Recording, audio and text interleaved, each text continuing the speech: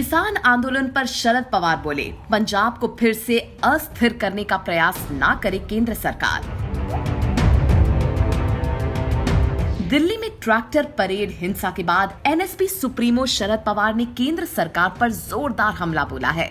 उन्होंने कहा कि केंद्र सरकार पंजाब को फिर से अस्थिर करने का प्रयास ना करे और ना ही किसान आंदोलन को खालिस्तान से जोड़ने का प्रयास करे।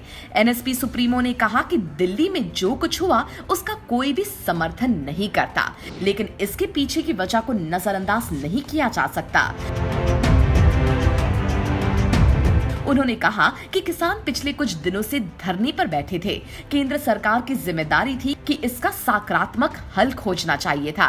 बात का भी कुछ नतीजा नहीं निकला। केंद्र सरकार ने ठीक से अपनी जिम्मेदारी नहीं निभाई, जिससे किसानों का सब्र जवाब दे गया और वे उग्र हो गए। पवार ने कहा कि केंद्र सरकार को जिद छोड़कर किसानों से बातचीत करनी चाहिए। किसानों पर बल का प्रयोग करने से कुछ हासिल नहीं होगा।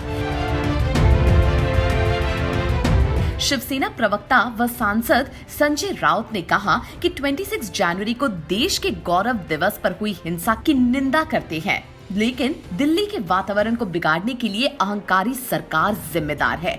उन्होंने कहा कि दिल्ली में लाल किले पर जो कुछ हुआ वो राष्ट्रीय शर्म की बात है। जब दुनिया गणतंत्र दिवस पर हमारे सामर्थ्य को देख रही थी, उसी दिन दोपहर के बाद दिल्ली का हिंसक दृश्य दिखाई दिया।